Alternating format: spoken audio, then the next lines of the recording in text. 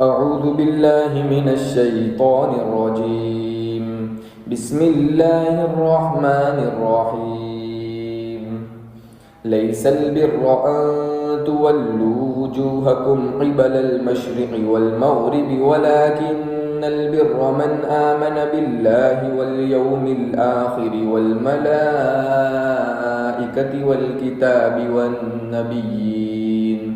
وآتى المال على حبه ذوي القربى واليتامى والمساكين وابن السبيل والسائلين وفي الرقاب وأقام الصلاة وآتى الزكاة والموفون بعهدهم إذا عاهدوا والصابرين في البأساء والضراء وحين البأس أولئك الذين صدقوا وأولئك هم المتقون. اس کا ترجمہ سن لیجئے، پھر اس کے بعد میں تفسیر کرتا ہوں. لیس البر ان تولوا وجوہکم، اللہ تعالیٰ فرماتے ہیں کہ نیکی یہ نہیں کہ تم اپنے چہرے کو مشرق اور مغرب کی جانب پھیر کر رہو. ولکن البر من آمن، لیکن نیکی یہ ہے کہ تم ایمان لاؤ. من آمن باللہ، اللہ تعالیٰ پر ایمان لاؤ. والیوم الآخر، اور قیامت کے دین پر ایمان لاؤ. والملائکۃ، اور فرشتوں پر ایمان لاؤ. والکتاب والنبیین، اور تمام آسمانی کتابوں پر ایمان لاؤ. والنبیین، اور نبی پر، جتنے بھی حضرت آدم علیہ نبینا علیہ السلام سے لے کر ہمارے پیارے حبیب سرور کائنات صلی اللہ علیہ وسلم تک جتنے بھی نبی آئے تمام پر ایمان لاؤ. نیکی یہ ہے، یعنی کہ اصل ایمان یہ ہے. وآتى المال على حبه ذوي القربى واليتامى والمساکین، اور تم دو اس مال میں سے جو تم کو محبوب ہے، یعنی کہ تم اپنے محبوب مال میں سے خرچ کرو. ذوی القربى یعنی کہ رشتہ داروں پر. والیتامى، اور یتیموں پر. والمساکین، اور مسکینوں پر، فقیروں پر. وابن السبیل، اور راہ گزروں پر، یعنی کہ وابن السبیل کہا جاتا ہے مسافر، ایسا مسافر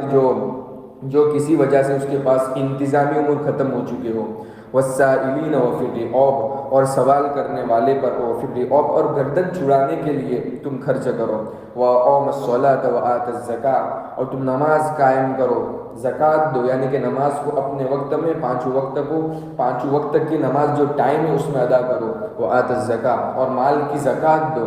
والموفون بعہدہم اذا عاہدوا، اور تم پورا کرو اس عہد کو جب تم سے کوئی عہد لیا جائے، یعنی کہ وہ جو ان سے عہد لیا جاتا ہے تو ان عہد سے پورا کرتے ہیں. والصابرین فی البأساء، اور وہ صبر کرتے ہیں. فی البأساء، تکلیف پر. والضراء، اور محتاجگی پر. وحین البأس، اور وہ جنگ میں لڑتے ہیں مضبوطی سے، جنگ میں جمے رہتے ہیں. اولئک الذین صدقوا، اللہ تعالیٰ فرماتے ہیں کہ یہی لوگ سچے ہیں. واولئک هم المتقون، اللہ تعالیٰ فرماتے ہیں کہ یہی لوگ اللہ سے ڈرنے والے اور اللہ تعالیٰ کے نیکوکار متقی بندے ہیں. ان آیتوں کی تفسیر کچھ یوں ہے. ہم پہلے اسباق میں ہم پڑھ رہے تھے کہ جو بیت اللہ کی طرف کی بات تھی کہ بیت اللہ کی طرف نماز پڑھنا. اللہ کے نبی صلی اللہ علیہ وسلم نے جب مدینہ کی طرف ہجرت کی تو آپ صلی اللہ علیہ وسلم کو اللہ کی طرف سے حکم ہوا کہ کچھ مہینے تک، یعنی کہ 16-17 مہینے تک بیت المقدس کی طرف نماز پڑھی اللہ کے نبی نے اور صحابہ نے. تو اس کی وجہ سے پھر بیت اللہ سے مڑ کر واپس اللہ کے نبی نے اپنے کعبۃ اللہ کی طرف نماز پڑھی، یعنی کہ بیت المقدس سے مڑ کر کعبۃ اللہ کی طرف نماز پڑھی. تو اس وجہ سے لوگ یوں کہتے تھے، یعنی کہ جو یہود تھے، کبھی نصارہ، کبھی مشرک، یوں کہتے تھے کہ آپ نے قبلہ کیوں بدلا اور آپ کو کیا ضرورت پڑی. ظاہر سی بات ہے اللہ کے نبی کو اللہ تعالیٰ کا حکم تھا. تو جو یہودی ہے اور نصارہ جو ہے وہ یوں کہتے ہیں کہ نیکی ہمارے لیے یہی ہے، یعنی کہ ہم اللہ تعالیٰ کے لیے کافی ہے، ہم جنت میں جانے کے لیے کافی ہے کہ ہم اپنے رخ کو بیت المقدس کی طرف کر کے نماز پڑھیں اور یہ کریں. اللہ تعالیٰ فرماتے کہ نیکی یہ نہیں، نیکی تو ہے ہی لیکن اتنی نیکی نہیں ہے. اللہ تعالیٰ پھر کیا فرماتے کہ نیکی تو اصل نیکی یہ ہے کہ تم اللہ تعالیٰ پر ایمان رکھو، قیامت کے دن پر ایمان رکھو. والملائکۃ، اور فرشتوں پر بھی ایمان لاؤ. والکتاب والنبیین، اور تمام کتابوں پر، جتنی بھی آسمانی کتابیں آئی ان پر ایمان لاؤ. والنبیین، اور جتنے بھی دنیا میں نبی آئے حضرت آدم علیہ نبی علیہ السلام سے لے کر آج تک، یعنی کہ محمد صلی اللہ علیہ وسلم کے زمانے تک جتنے بھی نبی آئے ان تمام پر ایمان لاؤ، تب جا کر تم سچے پکے مسلمان اور اللہ تعالیٰ کی فرما بردار بندے کہے جائیں گے۔ لیکن آپ جانتے ہیں کہ یہود و نصارہ جو ہے وہ حضرت محمد صلی اللہ علیہ وسلم کو نہیں مانتے، اور ہماری جو کتاب ہے یعنی کہ قرآن مجید اس کو نہیں مانتے۔ تو اگر وہ نہیں مانتے تو ظاہر سی بات ہے وہ مسلمان کیسے ہو سکیں گے، اللہ تعالیٰ کے فرما بردار بندے کیسے بن سکیں گے؟ تو اللہ تعالیٰ اس کی طرف اشارہ کر رہے ہیں۔ آگے اللہ تعالیٰ فرماتے ہیں وَآتَ الْمَالَ عَلَىٰ حُبِّهِ، اللہ تعالیٰ بتلا رہے کہ جب تم کو کوئی مال ملتا ہے، یعنی کہ ہم نے جو تم کو مال دیا ہے، جو تم کو سب سے زیادہ پسند ہے مال، اس میں سے تم خرچ کرو ذوی القربا، رشتہ داروں میں، یعنی کہ گھر بنا رشتہ داروں میں، یعنی کہ اپنی مطلب صلہ رحمی کو باقی رکھنے کے لیے رشتہ داروں میں خرچ کرو۔ اللہ تعالیٰ نے تم کو مال دیا ہے کہ تمہارے رشتہ دار جو کوئی غریب ہے، کوئی محتاج ہے، تو ان کو خرچ کرو۔ والیتامى، اور جو آپس میں معاشرے میں جو یتیم ہے یا گھروں میں کوئی یتیم ہے اس پر خرچ کرو، اس کی ذمہ داری اپنے پر لو۔ والمساکین، اور مسکینوں پر خرچ کرو، یعنی کہ مسکین جو محتاج ہے یعنی کہ جو ضرورت مند ہے ان پر خرچ کرو۔ وابن السبیل، وابن السبیل یعنی کہ راستے کا بیٹا مطلب مسافر۔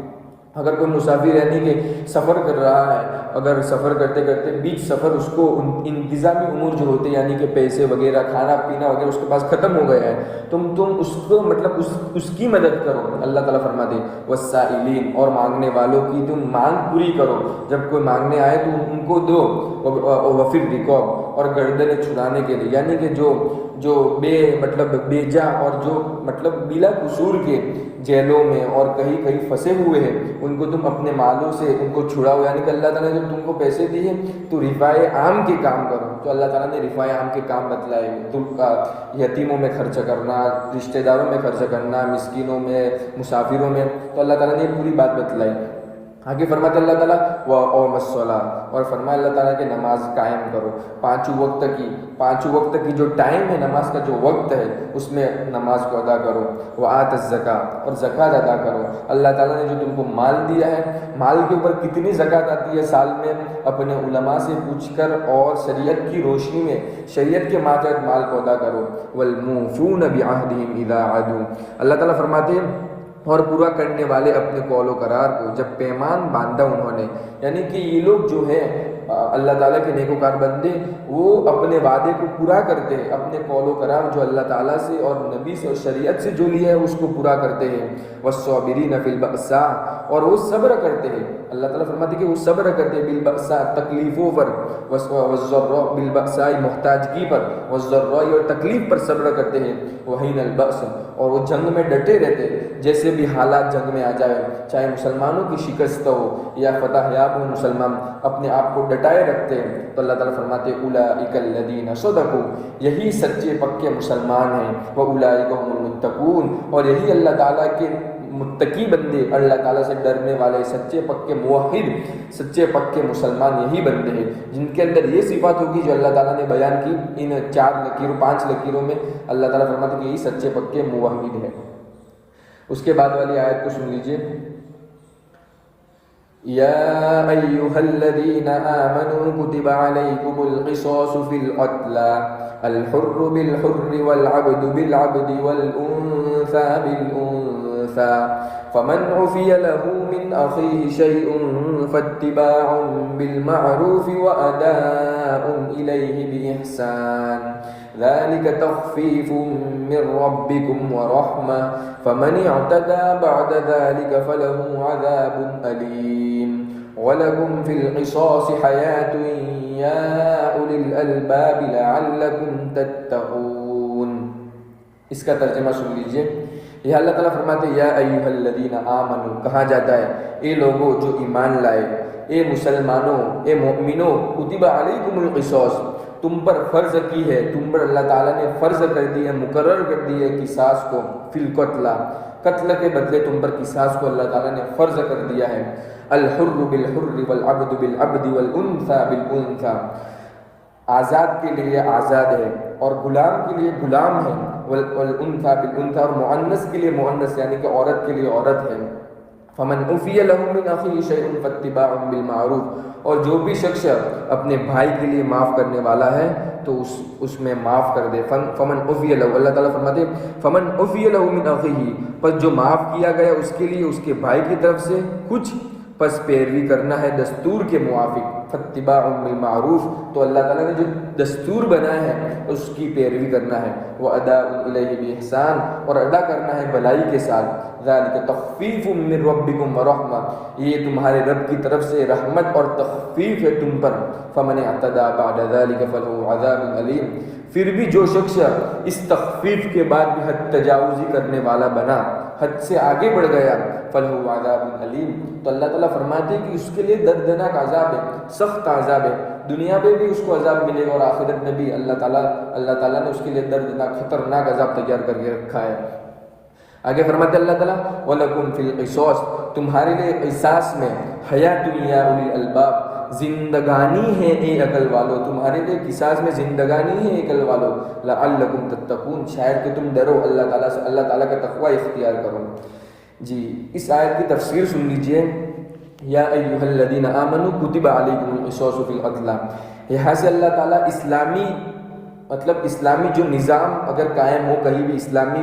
مملکت ہو، اس میں جو احکامات ہوتے ہیں اللہ تعالیٰ اس کو بتلا رہے ہیں۔ فرماتے اللہ تعالیٰ کہ تم پر کوئی قاتل مقتول کے اوپر مانے کہ قصاص کو فرض کیا گیا ہے، اللہ تعالیٰ نے فرض کیا ہے مقتول پر۔ میں آپ کو بتلاتا ہوں مثال کے طور پر، جیسے کہ میں نے کسی کو قتل کر دیا، میں نے کسی کو مار دیا جان بوجھ کر، عمدن کہتے ہیں مطلب جان بوجھ کر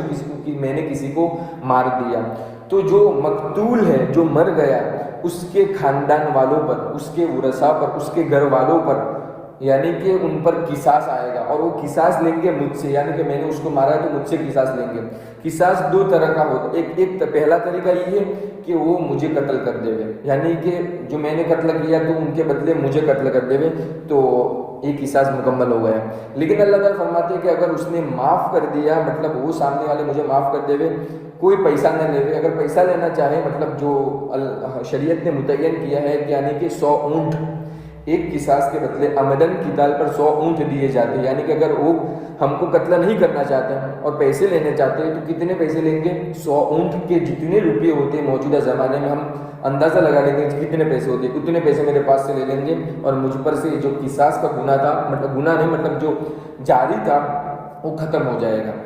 تو اللہ تعالیٰ فرماتے ہیں کہ اگر کوئی آزاد، یعنی کہ میں آزاد ہوں، میں کسی کا پابند نہیں، غلام نہیں ہوں کسی کا، میں آزاد کسی کو قتل کروں تو سامنے والے آزاد کے ورثاء مجھے قتل کر دے گے، والعبد بالعبد، اور غلام کے بدلے غلام کو قتل کیا جائے گا، آزاد کے بدلے آزاد کو، والانثى بالانثى، مؤنث کے بدلے مطلب عورت کے بدلے عورت کو قتل کیا جائے گا اگر کوئی ایسا گناہ کرتا ہے۔ اللہ تعالیٰ کو اس آیت کو بیان کرنے کی ضرورت کیوں پڑی؟ کیونکہ اسلام سے پہلے، یعنی کہ جو مطلب اسلام اللہ کے نبی صلی اللہ علیہ وسلم کے مبعوث ہونے سے پہلے جو جہالت کا دور تھا، اس میں اہل کتاب یعنی کہ یہود و نصارہ، انہوں نے اپنی کتابوں میں تحریف کر دی تھی، یعنی کہ جو حکم تھے ان کو بدل دیا تھا، اپنے من پسند کے حکم لگا دیے تھے۔ تو انہوں نے اگر کوئی شریف خاندان کی کوئی شخص ہوتا، اگر وہ کسی کو قتل کر دیتا، اور اگر رذیل خاندان والا یعنی کہ نیچے جس کے پاس پیسے غریب خاندان والے شخص کو قتل کر دیتا، تو سامنے والا مطلب یوں سمجھتے کہ وہ ہم قتل نہیں کریں، یعنی کہ وہ اگر کسی آزاد کو قتل کیا تو وہ سامنے والے غلام دے دیتے، اور اگر کسی رذیل خاندان یعنی کہ غریب شخص، غریب خاندان والوں نے کسی اعلیٰ خاندان والوں کے شخص کو قتل کر دیا تو وہ یوں کہتے تھے کہ ہم تمہارے 2 آدمیوں کو قتل کریں گے، تو انہوں نے حکم میں تبدیلی کر دی تھی، یعنی کہ جو بڑے تھے وہ اپنے آپ کو بڑائی میں پیش کرتے تھے، چھوٹوں پر ظلم کرتے تھے، تو اللہ تعالیٰ نے پورے حکم کو بیان کر دیا کہ کوئی ایسا نہ کرے، مطلب یہ پورے حکم کو بیان کر دیا۔ پھر بھی اللہ تعالیٰ فرماتے فمن عفی لہ من اخیہ شیء فاتباع، اگر مقتول کے ورثاء اگر معاف کر دے تو تم کو بھلائی کے ساتھ دستور کو فالو کرنا ہے، اور جو احسان ہے اللہ تعالیٰ نے تم پر متعین کیا ہے اس کو دینا ہے، یعنی کہ میں نے بتایا 100 اونٹ کی قیمت تم کو چکانا ہے۔ اللہ تعالیٰ نے ایک بات، یہ ایک پوائنٹ سمجھنے جیسا ہے، فمن عفی لہ من اخیہ، اللہ تعالیٰ نے پھر بھی قاتل کو، یعنی کہ قاتل کا کیا نام لیا؟ بھائی کہا، مقتولوں کے ورثاء سے کہا کہ وہ تمہارا بھائی ہے۔ پہلا اسٹیپ یہ بنتا ہے کہ اگر تمہارا غصہ ٹھنڈا ہو جائے تو تم اپنی سوچ سے پہلے یہ سمجھو کہ ہم اس کو معاف کر دیتے، اگر معاف نہیں کرنا چاہتے کچھ قیمت پر جو شریعت نے متعین کی ہے 100 اونٹ کی قیمت، اس پر اس کو معاف کر دو۔ اگر پھر بھی معاف نہیں کرنا چاہتے تو جو شریعت کا حکم ہے اس کو قصاص میں اس کو قتل کر دیا جائے، لیکن شریعت نے پھر بھی اس کو بھائی کہا کہ تمہارا مسلمانی دینی بھائی ہے۔ وَأَدَاءٌ إِلَيْهِ بِإِحْسَانٍ، اور تم اس کے بعد بھلائی کے ساتھ جو پیسے متعین کیے گئے اس کے ادا کرو۔ آگے اللہ تعالیٰ فرماتے ذَلِكَ تَخْفِيفٌ مِّن رَبِّكُمْ وَرَحْمَةٌ،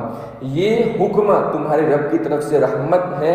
اور ہلکا ہے، یہ تخفیف کر دی گئی، یعنی کہ ایک جان کو قتل نہیں کیا جاتا بلکہ اس کے بدلے کیا کیا جاتا ہے، 100 اونٹ کی قیمت چکائی جاتی ہے۔ تو اللہ تعالیٰ فرماتے ہیں کہ یہ تمہارے لیے بہت آسان کر دیا گیا ہے۔ پھر بھی اللہ تعالیٰ فرماتے فَمَنِ اعْتَدَىٰ بَعْدَ ذَلِكَ فَلَهُ عَذَابٌ أَلِيمٌ، پھر بھی بعد اس کے کہ اگر اس نے حد تجاوزی کی، یعنی کہ مقتول کے ورثاء نے قاتل کو معاف کر دیا، قصاص نہیں لیا، اگر قصاص نہیں لیا تو کچھ پیسے لے لیے اس کی بنا پر، پھر بھی اگر پیسے لینے کے باوجود بھی مقتول کے ورثاء قاتل کو قتل کر دیتے ہیں تو اللہ تعالیٰ فرماتے فَلَهُ عَذَابٌ أَلِيمٌ، تو مقتول کے ورثاء جس نے قاتل کو قتل کر دیا معاف کرنے کے باوجود بھی، تو ان کے لیے سخت عذاب دارین میں، یعنی کہ دنیا آخرت میں دردناک عذاب ہے۔ وَلَكُمْ فِي الْقِصَاصِ حَيَاةٌ يَا أُولِي الْأَلْبَابِ، اللہ تعالیٰ فرماتے کہ تمہارے لیے قصاص میں دنیاوی زندگی میں مطلب تمہارے لیے قصاص میں زندگانی ہے، یہ عقل والو، یا اولی الالباب، یہ عقل والو، یہ سمجھنے والو، لعلکم تتقون، شاید کہ تم سمجھدار بنو۔ ظاہر سی بات ہے، ہم کو یہ چیز سمجھ میں نہیں آتی کہ بھئی اگر ایک شخص کو ہم مار دے تو ہمارے بدلے میں تو وہ ہم کو قتل کر دے گا، تو اللہ تعالیٰ کیسے فرماتے کہ تمہارے لیے یہ دنیا میں، یعنی کہ یہ قصاص جو اس میں زندگانی ہے اس میں تمہارے لیے فائدے ہیں، اے عقل والو۔ میں ایک واقعہ بتلاتا ہوں، یہ جو میں جس کی تفسیر دیکھتا ہوں مفتی سعید احمد صاحب پالنپوری رحمۃ اللہ علیہ، وہ فرماتے ہیں کہ ایک مرتبہ میں جب راندیر صورت میں پڑھاتا تھا اس وقت ایک پروفیسر آیا، بڑی یونیورسٹی کا پروفیسر میرے پاس آیا، اور اس نے یوں کہا کہ اس ایک کتاب لے کر آیا، اس نے یوں کہا کہ اس کتاب میں آپ اسلام کے بارے میں جو بھی چیزیں یعنی کہ حد لگائی جا رہی ہے وہ بڑے سخت حد ہے، اس کے بارے میں مجھے کچھ بتائے۔ تو مفتی صاحب نے کہا کہ آپ کچھ مطلب تجزیہ کریں یوروپ کا اور سعودی عرب کا، یعنی کہ اس وقت کے سعودی عرب کا تجزیہ کریں کہ اگر تو انہوں نے تجزیہ کیا 10 سال کا، تو یوروپ میں ہر 10 منٹ پر ایک قتل ہوتا ہے، اور وہی تجزیہ انہوں نے سعودی عرب کا کیا، اسلامی حکومت جائے انہوں نے تجزیہ کیا، تو پتہ چلا کہ 15 سالوں میں یا 10 سالوں میں 15 قصاص لیے گئے، یعنی کہ اگر ہم کسی نے کسی کو قتل کر دیا تو مقتول کے ورثاء قاتل کو قتل کریں گے قصاص کے طور پر، تو اس میں سامنے والا گناہ نہیں کرے گا ڈر کی وجہ سے کہ بھائی اگر میں نے کسی کو قتل کر دیا تو ظاہر سی بات ہے اسلامی حکومت ہے تو مجھے قتل کر دیا جائے گا۔ تو یہ اللہ تعالیٰ کا بڑا حکم ہے، اگر کسی معاشرے میں یا کسی حکومت میں خالص یہ اکیلا حکم نافذ کر دیا جائے نا قصاص کا، تو پورا معاشرہ مطلب ایک حد تک سدھر جائے گا۔ جی اس کے بعد والی آیت کو سن لیجئے، كتب عليكم إذا حضر أحدكم الموت إن ترك خيرا الوصية للوالدين والأقربين بالمعروف حقا على المتقين فمن بدله بعدما سمعه فإنما إثمه على الذين يبدلونه إن الله سميع عليم فمن خاف من موص جنفا أو إثما فأصلح بينهم فلا إثم عليه إن الله غفور رحيم۔ ترجمہ سن لیجئے، کتب علیکم، اللہ تعالیٰ فرماتے کہ ہم نے تم پر فرض کیا ہے، اذا حضر احدکم الموت، جب تم میں سے کسی کو موت آئے، موت کا وقت قریب آئے، مرض الموت میں ہو، ان ترک خیرا، اگر وہ چھوڑے بہت سے پیسے بہت سا مال چھوڑے، خیرا الوصیۃ للوالدین، تو وصیت کر دے اپنے والدین کے لیے، والاقربین رشتہ داروں کے لیے، بالمعروف بھلائی کے ساتھ، حقا علی المتقین، اللہ تعالیٰ فرماتے ہیں کہ یہ متقین پر، اللہ تعالیٰ کی نیکوکار بندے جو اللہ تعالیٰ سے ڈرتے ان پر یہ حق ہے۔ فمن بدلہ بعد ما سمعوا، پھر بھی جو شخص وصیت کو بدل دے بعد ما سمعوا، اس کو سننے کے بعد، یعنی کہ وصیت کی ہے مرنے والے نے پھر بھی اس کو بدل دیتا ہے، فانما اثمہ، تو بے شک وہ شخص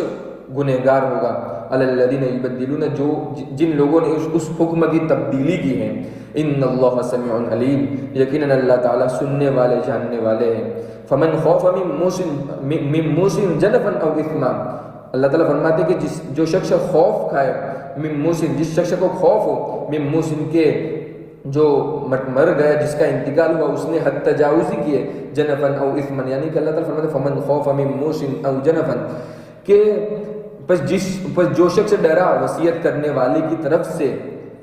طرفداری سے یعنی کہ جنفن یعنی کہ طرفداری کی ہے وصیت کرنے والے نے یا گناہ سے، پس اصلاح کی اس نے ان کے درمیان تو کوئی گناہ نہیں اس پر، ان اللہ غفور الرحیم، بے شک اللہ تعالیٰ معاف کرنے والے ہیں۔ اس کی تفسیر سن لیجئے۔ اللہ تعالیٰ فرماتے ہیں کہ یہاں ایک بات سمجھنے جیسی، اللہ تعالیٰ یہ حکم بتلا رہے ہیں کہ جس شخص کو موت کا وقت قریب آئے اور تو اس پر ضروری ہے کہ وہ اپنے رشتہ داروں، اپنے والدین کے لیے مطلب وصیت کر دے۔ اگر اس کے پاس بہت سے پیسے چھوڑا ہے، اس کو خوف ہے کہ اگر میں وصیت نہیں کروں گا تو میرے بچے اولاد جو ہے اور میری اہلیہ ہے وہ تمام پیسے کو کھا جائیں گے، اور رشتہ داروں کو اور والدین کو، اس کے والدین زندہ ہے تو پیسے نہیں دیں گے، یعنی کہ وراثت میں حق نہیں دیں گے۔ تو اللہ تعالیٰ فرماتی کہ اس پر فرض ہے کہ وصیت کرے، موت سے پہلے فرض ہے کہ اس پر وصیت کرنا فرض ہے لیکن یہ جو ورثاء کے احکام ہیں بہت پیچیدہ ہے، اس کو اگر سمجھنے جیسا ہے، میں اتنے سبق میں کچھ یہ بہت تھوڑا ٹائم ہوتا ہے، اس میں آپ کو سمجھا تو نہیں سکتا پورا، لیکن پھر بھی کوشش کروں گا تھوڑا بہت سمجھانے کی۔ اگر دیکھو جو ہوتا ہے مرنے والا، اس کے لیے ورثاء کے لیے اوپر وصیت کرنا ضروری نہیں ہوتا، یعنی کہ بیٹے کے لیے، بچی کے لیے، اپنے بچیاں ہوتی ہے، پھر جو ہوتے ہیں جن پر وصیت ان پر پیسے آنے کا ہوتا ہے، ان پر ضروری نہیں کہ وصیت کرے، ان کے لیے جائز نہیں ہے۔ لیکن اگر کسی کو خوف ہے کہ اگر میں مر جاؤں گا تو میرے والدین جو زندہ ہیں ان کو پیسے نہیں ملیں گے، تو اس پر ضروری ہے کہ اپنے والدین کے لیے وصیت کرے تہائی مال میں سے۔ یہ پوری لمبی بحث ہے، کسی کو جاننا ہو تو مجھے کمنٹ میں پرسنل میسج کرنا، میں شارٹ فارم میں سمجھاتا ہوں۔ اللہ تعالیٰ فرماتے ہیں کہ حقاً علی المتقین، یہ متقین کا حق ہے، یعنی کہ جو ایسا کام کرے، یہ متقی لوگ ہوتے جو ایسا کام کرتے، یعنی کہ اپنے مرنے سے پہلے اپنے رشتہ داروں کے لیے وصیت کر کے جاتے ہیں کہ تمہارے لیے اتنا مال ہے، تم کو اتنا ملے گا۔ فمن بدلہ بعد ما سمعہ، اللہ تعالیٰ فرماتے ہیں کہ اگر مرنے والے نے وصیت کی ہے اپنے مال میں سے، پھر بھی جو سننے والے تھے یعنی کہ جو اس کے رشتہ دار تھے، سننے کے باوجود بھی انہوں نے اس میں تبدیلی کر دی، اپنی من مانی چلائی اور پوری وصیت کے پیسے کو ہڑپ کر دیا، کسی کو نہیں دیا، فإنما إثمُ، تو اللہ تعالیٰ فرماتے ہیں کہ وہ بڑے گنہگار ہوں گے۔ الذین یبدلون، جنہوں نے اس قول کی تبدیل کی ہے، یعنی کہ وصیت کرنے والے نے جو وصیت کی اس کی تبدیلی کی ہے، تو سمجھ لو کہ وہ سب بڑے گنہگار ہوں گے۔ ان اللہ سمیع علیم، یقیناً اللہ تعالیٰ سننے والے، جاننے والے ہیں۔ یہ ہمارے معاشرے کی بڑی تلخ حقیقت ہے کہ ہم لوگ جو ہے اگر مردار کو یعنی کہ جو مر جاتا ہے اس کو جس صابن سے نہلایا جاتا ہے اس صابن کو ہم استعمال نہیں کرتے، پھینک دیتے ہیں۔ جس کپڑے میں اس کو غسل دیا جاتا ہے، یعنی کہ جس کپڑے اس نے جو کپڑے پہنے تھے موت سے پہلے، جس کپڑے میں اس کی موت آئی ہے اس کپڑے کو ہم پہنتے نہیں ہیں، پھینک دیتے ہیں۔ لیکن بڑی تلخ حقیقت یہ ہے کہ ان کے مرنے سے پہلے ہم ان کے مال پر قبضہ کر لیتے ہیں، حالانکہ ایسا نہیں ہونا چاہیے۔ تو یہ محبت والدین سے فطری چیز ہے، لیکن رشتہ داروں سے محبت کا ہم دعویٰ کرتے ہیں، حقیقت میں ہماری محبت نہیں ہے۔ ہم اپنے دلوں میں جا کر دیکھیں، ہم ان کے مرنے کا انتظار کرتے ہیں۔ اگر کوئی مالدار ہوتا ہے تو اس کے مرنے کا انتظار کرتے ہیں کہ اگر ہمارا سگا ہے تو ہم کو پیسے ملیں گے، حالانکہ یہ نہیں ہونا چاہیے، شریعت کی روح سے ہم کو چلنا چاہیے۔ اللہ تعالیٰ فرماتے ہیں آگے کی آیت میں فمن خوف من موص جنفا، اگر کسی کو خوف ہو یعنی کہ جو رشتہ داروں میں اس میں عقل والے دیندار نیک لوگ ہیں، اگر کسی کو خوف ہو کہ جو مر گیا اس نے کسی کو یعنی کہ کسی بیٹے کو یا کسی بیٹی کو زیادہ پیسے دیے ہیں، یعنی کہ اس کے حق میں زیادہ وصیت کی کہ اس کو اتنے پیسے ملنے چاہیے، تو اللہ تعالیٰ فرماتے ہیں کہ اگر کوئی نیک آدمی ہے بعد ان کے مرنے کے بعد تو ان میں اصلاح کرے گا تو اس پر کوئی گناہ نہیں ہوگا۔ یعنی کہ شریعت نے جو پیسے متعین کیے کہ ایک حصہ بچے کو ملے گا، آدھا حصہ بچی کو ملے گا، پھر جو والدین ہیں اگر وہ زندہ ہے تو وہ جو بھی حصے ملتے ہیں، تو پوری بحث ہے، کسی کو جاننا ہو تو DM کر لینا۔ اللہ تعالیٰ فرماتے فلا اثم علیہ، تو اس پر کوئی گناہ نہیں ہوگا اگر اچھا کام کرتا ہے۔ ان اللہ غفور الرحیم، اللہ تعالیٰ بڑے معاف کرنے والے، بڑے رحیم ہیں۔ وآخر دعوانا الحمد للہ رب العالمین۔